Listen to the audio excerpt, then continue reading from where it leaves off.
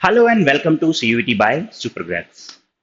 हम सॉल्यूशंस के previous year questions उठाने वाले हैं और आज हम ये जानेंगे कि आखिर सीयूईटी 2025 में आप लोग किस तरह से 100 परसेंटाइल ला सकते हैं। चलिए, क्वेश्चन पैटर्न की बात करूं तो मल्टीपल चॉइस क्वेश्चंस आपसे ज्यादा पूछे गए हैं और इसके पूरे प्रीवियस ईयर पेपर्स हमारी वेबसाइट पर अवेलेबल हैं। www.toprankers.com पे आप जाकर लॉगिन कर सकते हैं और वहां पर बेटा प्रीवियस ईयर पेपर को भी आप एक्सेस कर पाएंगे। ठीक है, with solutions, with detailed solutions वहां पर आपको मिल जाएगा। वही सारे प्रीवियस ईयर क्वेश्चंस। अच्छा, ये मैं बात कर रहा हूं प्रीवियस ईयर पेपर जस्ट 2024 में जो हुआ था, लेकिन आज मैं आपके लिए लेकर आया हूं सारे प्रीवियस ईयर क्वेश्चंस जितने भी सॉल्यूशंस से बने हैं सीयूईटी एग्जाम्स के अंदर। पहला क्वेश्चन क्या बोलता है आपसे, consider the 1 molar aqueous solution of the following compound, arrange them in increasing order of elevation in the boiling point। अब बेटा जब जब आप लोगों को कंसंट्रेशन टर्म सेम देके रखती है तो यहां आपको कॉन्सेप्ट क्या लगाना रहता है, यहां कॉन्सेप्ट आपको लगाना रहता है। अगर हमारे पास कंसंट्रेशन सेम दी गई है तो एलिवेशन एंड बॉइलिंग पॉइंट पूछा गया है आपसे, हम जानते हैं उसका फॉर्मूला क्या होता है, delta TB is equal to I into K B into molality.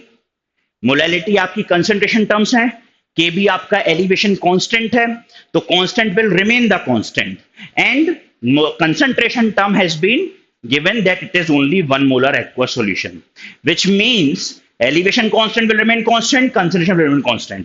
तो बेटा फर्क किस पे पड़ेगा, फर्क पड़ेगा आपका वेंट ऑफ फैक्टर पर। ठीक है, अब यहां पर आई जिसके लिए ज्यादा उसका एलिवेशन वो क्या बोलते हैं, एलिवेशन ऑफ बॉइलिंग पॉइंट भी उसका ज्यादा।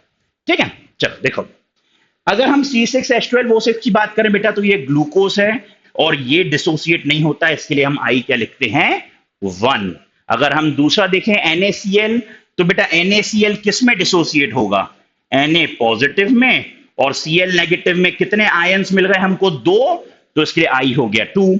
MgCl2 किस में होगा बच्चों, Mg2 पॉजिटिव में और 2Cl नेगेटिव में, टोटल कितने आयंस मिल गए बेटा हमको, 3, तो आई हो गया 3।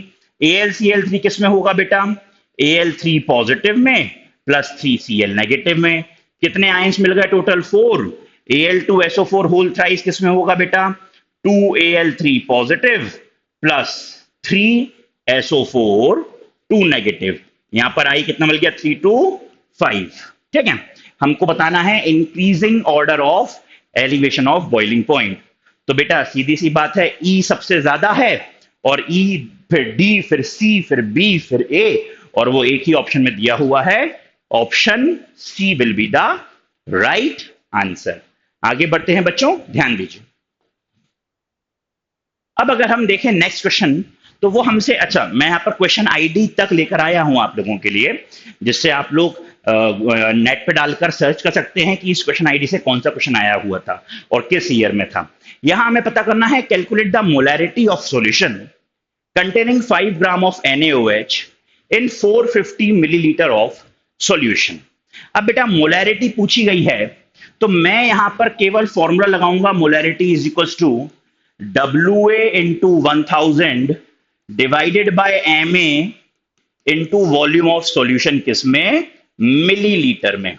ठीक है, अब WA क्या है, जो गिवन वेट दिया हुआ है NaOH का, वो यानी कि बेटा वो हो जाएगा 5, तो 5 multiplied by 1000 divided bye NaOH का मोलर मास क्या होता है, मोलर मास होता है NaOH का 40, निकाल लेंगे 23 प्लस 1 24 और 24 प्लस 16 विल बी 40, तो 40 इंटू 450।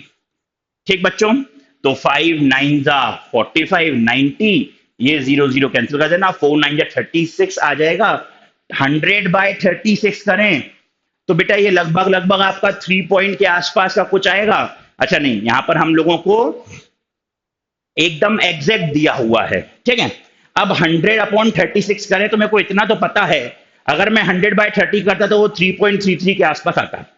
अब 100 बाय 36 है, ये पावर में तो नहीं ही आने वाला है, और पॉइंट में भी नहीं आएगा, 2.78 आप इसको सॉल्व करोगे तो that will be your correct answer. आगे देखते हैं बच्चों, ध्यान दीजिए। अब मैच लिस्ट 1 विथ लिस्ट 2, अच्छा ठीक है कर लेते हैं, कोई दिक्कत की बात नहीं है। के एच वैल्यूज देकर रखी हुई है हम लोगों को बेटा, और यहां वो आपसे बोल रहा है choose the correct answer from the options given below. ठीक है, अच्छा ठीक है भाई, के एच वैल्यूज देकर रखी हुई हैं आप लोगों को और हमें बताना है कि हमें मैच करना है। ठीक है चलो करते हैं बेटा। देखो यहां पर कॉन्सेप्ट जो आपको लगाना है वो कॉन्सेप्ट लगाना क्या पड़ेगा बेटा, होता क्या है, के एच की जितनी ज्यादा वैल्यू होती है, ठीक है, higher the value of Henry's constant lower will be the solubility, lower will be the solubility. जितनी ज्यादा हेनरी कांस्टेंट की हाई वैल्यू उतना ज्यादा लो रहेगी उसकी सॉल्युबिलिटी। अब यहां पर आपको बेटा ये फैक्चुअल है, मतलब इसमें ये क्वेश्चन में अगर वो ये इस तरीके से पूछता कि भाई हमने हेनरी कांस्टेंट की वैल्यू दे दी है और उसके सामने ही गैस दे दी है, अब आप बताइए कि इनमें से ज्यादा सॉल्युबल कौन होगा, उस कंडीशन में तो बेटा हम लोग इस क्वेश्चन को सॉल्व कर सकते थे। ये फैक्चुअल डिटेल पर है ना। तो आपके एग्जाम्स आपके देखोगे सॉल्यूशंस की एनसीईआरटी में एक टेबल दिया हुआ है, चार्ट दिया हुआ है, जिसमें बेटा तकरीबन तकरीबन टोटल 10 गैसेस के बारे में दिया हुआ है, के एच की वैल्यू है, उसको आप याद कर लीजिएगा तो ये क्वेश्चन आपका इजीली सॉल्व हो जाएगा। आगे बढ़ते हैं बेटा, ध्यान दीजिए। Which of the following is not an expression of Dalton's law of partial pressure. अगर हम Dalton's law of partial pressure की बात करें तो वो क्या बोलता है, ध्यान दो। वो बोलता है मान लो मैंने एक कंटेनर में नंबर ऑफ गैसेस मिला दी, मैंने यहां पर गैस नंबर 1 डाला, 2 डाला, 3 डाला, 4 डाला and so on, n number of gases मैंने यहां पर मिला दी और ये क्लोज्ड कंटेनर है। ठीक है, ये कंटेनर क्या है, ये आपका क्लोज्ड कंटेनर है और ये सारी गैसेस जो मैंने मिलाई थी ये सब की सब जो होती हैं बेटा ये नॉन रिएक्टिंग गैसेस हैं। ये क्या है, नॉन रिएक्टिंग गैसेस, मतलब ये आपस में रिएक्ट नहीं करेंगी।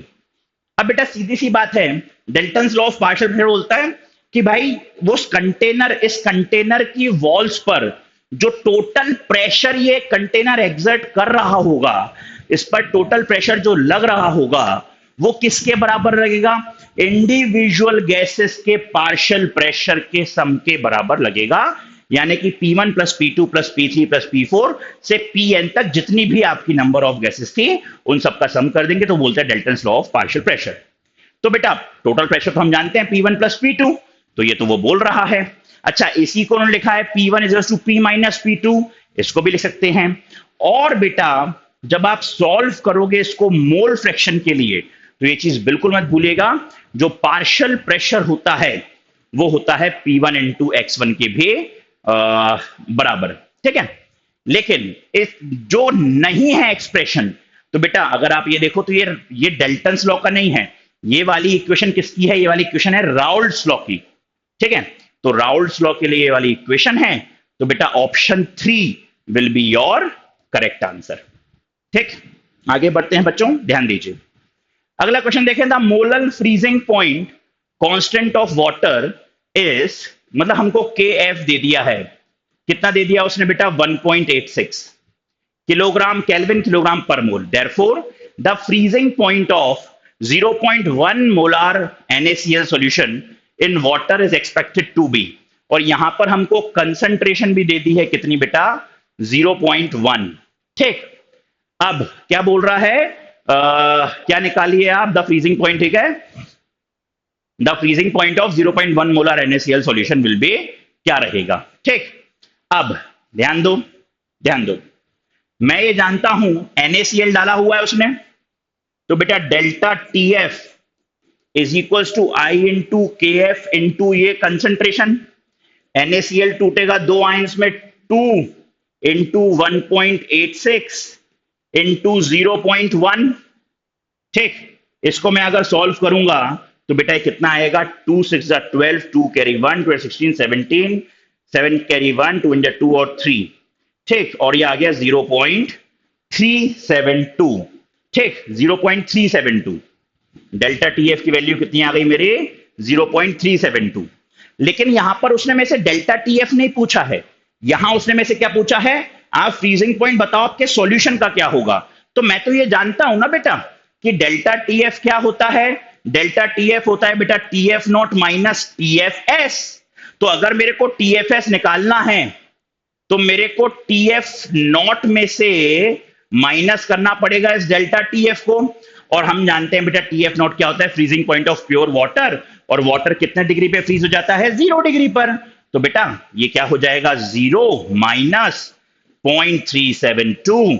तो बेटा आपका आंसर आएगा फाइनली 0.372 किसमें? माइनस में। लेकिन degree Celsius units are most important to write, ठीक है। Option B will be the right answer, ठीक। चलिए आगे बढ़ते हैं बच्चों। Of the following term use for denoting concentration of solution, the one which does not gets affected by temperature. पता है ये ना केवल बोर्ड्स एग्जाम के लिए बल्कि बेटा, और मैं बोर्ड्स मतलब सारे स्टेट बोर्ड्स को इंक्लूड कर रहा हूं, सारे सीबीएसई, खैर सीबीएसई बोर्ड को इंक्लूड कर रहा हूं, सारे स्टेट बोर्ड को इंक्लूड कर रहा हूं, आईजीसीएसई बोर्ड को भी इंक्लूड कर रहा हूं, आईसीएसई बोर्ड को भी इंक्लूड कर रहा हूं। ये वाला क्वेश्चन और सारे कॉम्पिटिटिव एग्जाम्स को इंक्लूड कर रहा हूं। ऐसा एक एग्जाम नहीं जिसमें ये क्वेश्चन ना पूछा गया हो एग्जैक्ट। तो बच्चों कौन सा टेम्परेचर पर डिपेंड नहीं करेगा? मेरे को ना आइडियल गैस इक्वेशन दिमाग में आती भाई, PV is equal to NRT, ठीक है। मतलब जहां जहां पर वॉल्यूम टर्म है वहां वहां पर टेम्परेचर टर्म तो आएगी ही आएगी, ठीक। मैं जानता हूं molarity is number of moles of solute dissolved in volume of solution in litre. Volume terms आ गई, पक्के से अफेक्ट होगा। Normality number of gram equivalence of solute dissolved in 1 litre of solution, volume term आ गई, पक्के से depend करेगा। Formality weight of solute into 1000 divided by formula mass of solute into volume of solution liter, volume term आ गई, पक्का depend करेगा। पर मोलैलिटी की अगर मैं बात करूं बेटा, तो molality is number of moles of solute dissolved in 1 kg of solvent, ठीक है। तो यहां पर वॉल्यूम टर्म कहीं आई क्या? ऊपर भी आपकी ऊपर मोल्स की टर्म है, नीचे आपकी वेट की टर्म है। तो बेटा definitely be will be the right answer, ठीक है। आगे देखिए, for a dissociated solute in a solution the value of went of factor is. अब सर यहां पर उसने आई निकालने के लिए कुछ दिया नहीं है, लेकिन पूछ लिया वेंट ऑफ फैक्टर। तो बेटा आप खुद दिमाग लगाओ भाई, अगर कोई चीज टूटेगी, मेरे पास मान लो इस तरीके से कोई आयंस है रेंडम, ए पॉजिटिव बी नेगेटिव, अगर ये डिसोसिएट होगा तो ए पॉजिटिव में होगा और साथ में बी नेगेटिव में होगा। तो सीधी सी बात है, आई की वैल्यू 1 से तो बड़ी ही आनी चाहिए ना यार भाई। मैं कह रहा हूं ए अगर 3 है, बी 1 है, ए अगर 1 है, बी अगर 5 है, कुछ भी हो, जब वो डिसोसिएट होगा तो उसका वेंट ऑफ फैक्टर तो 1 से ज्यादा रहेगा, तो ग्रेटर देन 1 इसका आंसर नहीं होना चाहिए। हाँ वही तो बेटा। हाँ आदित्य वेरी गुड बेटा, शाबाश, गुड साक्षी वेरी गुड। हाँ मैं वही सोचूं इतने टाइम से तुम लोग बच्चे प्यारे प्यारे चुप क्यों थे। हाँ नहीं नहीं देखो, सही बोल रहे हैं, मोल फ्रैक्शन भी जो है वहां पर भी वॉल्यूम वाली टर्म नहीं है, वहां पर भी आप हाँ कर सकते हो बेटा, वेरी गुड, शाबाश। Camphor in nitrogen gas is a type of solution. अब यार कैम्फर जो है वो सॉलिड है, नाइट्रोजन गैस जो है वो आपकी नाइट्रोजन एक गैस है, तो सॉलिड इन गैस का एग्जांपल नहीं हो जाएगा। और solid in gas is B. Camphor क्या होता है? देखो शाबाश, वेरी गुड। स्वाति बोल रही है सर कैम्फर कपूर। हाँ बस बस बेटा, बस बस पूरी अब, हाँ सारी चीज लिखने की जरूरत नहीं है, वेरी गुड। हाँ बेटा शाबाश। चलो आगे बढ़ते हैं जल्दी से। अच्छा मैं पढ़ के सुना देता हूं, शायद थोड़ा छोटा दिख रहा होगा आप लोगों को। Consider following statement regarding osmotic pressure के बारे में बताना है हमको। उसने 4 स्टेटमेंट दिए हैं और वो हमसे पूछ रहा है करेक्ट कौन सा होना चाहिए। तो molar mass of protein can be determined using osmotic pressure method, it is the absolutely correct statement. होता क्या है बेटा, ऑस्मोटिक प्रेशर एक ऐसा है जिसमें हम एग्जैक्टली एग्जैक्टली मोलर मास को कैलकुलेट कर सकते हैं। उसका मेन रीजन ये होता है, अगर हम बात करें एलिवेशन ऑफ बॉइलिंग पॉइंट की, अगर हम बात करें डिप्रेशन ऑफ फ्रीजिंग पॉइंट की, अगर हम बात करें relative lowering of vapour pressure की, तो यहां पर ना रूम टेम्परेचर पे बात नहीं हो रही है। एलिवेशन ऑफ बॉइलिंग पॉइंट में 100 डिग्री के ऊपर की बात हो रही है, ठीक है। डिप्रेशन फ्रीजिंग पॉइंट में 0 डिग्री के नीचे की बात हो रही है। लेकिन बेटा ऑस्मोटिक प्रेशर हम किस पे मेजर करते हैं? रूम टेम्परेचर पे, 298 केल्विन पे, ठीक है। तो एक तो ये बेनिफिट है। दूसरा, तमाम सारे जितने भी क्वालिटेटिव प्रॉपर्टीज हैं उनमें मोलैलिटी टर्म्स यूज होती है, लेकिन ऑस्मोटिक प्रेशर में मोलैरिटी टर्म्स यूज होती है। इसलिए वो सबसे बेस्ट मेथड है आपका मोलर मास फाइंड आउट करने के लिए।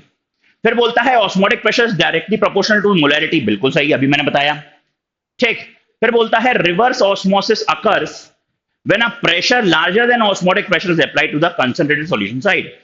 तो बेटा ये तो सही बोल रहा है ना, रिवर्स ऑस्मोसिस, जब आप ऑस्मोटिक प्रेशर, ज्यादा प्रेशर लगा दोगे तो रिवर्स ऑस्मोसिस होगा। और oedema occurs due to retention of water in tissue cell as a result of osmosis. Oedema होता है मतलब स्वेलिंग, ठीक है। तो ये वाला पॉइंट भी वो सही बोल रहा है। तो बेटा ए बी सी डी सारे पॉइंट सही हैं, option B will be the right answer. आगे आ जाइए। Vapour pressure of pure liquid A and D at 50 degree Celsius, हमें वेपर प्रेशर दिया है ए का और डी का, मतलब पी नॉट ए दे दिया है हमको बेटा 500 millimetre of mercury, P not D दे दिया है बेटा 800 millimeter of mercury. The binary solution of A and D boils at 50 degree and 700 millimeter of pressure. हमको टोटल प्रेशर भी दे दिया है बेटा कितना? 700. The mole percentage of D in the solution. मोल का परसेंटेज निकालना है तो सीधी सी बात है, मेरे को मोल फ्रैक्शन निकालना जरूरी है। तो बेटा यहां पर मैं फॉर्मूला क्या लगाऊंगा? P total is equals to P naught A minus P naught D multiplied by mole fraction of, क्या हो जाएगा? A plus P not D, ठीक। इससे आप बेटा मोल फ्रैक्शन निकाल लेंगे, जिससे हमारा मोल परसेंटेज आ जाएगा। तो जब आप वैल्यूज पुट करेंगे, हम पुट कर देते हैं, देखते हैं बेटा। 700 is equals to P not A कितना है बेटा? 500 minus 800 into X A plus 800। तो बच्चों जब आप इसको सॉल्व करेंगे तो आपका 66.67 परसेंटेज आपका इजीली आ जाएगा, ठीक है। आगे देखिए, ध्यान दीजिए, आगे देखिए और ध्यान दीजिए। चलो देखो नेक्स्ट क्वेश्चन।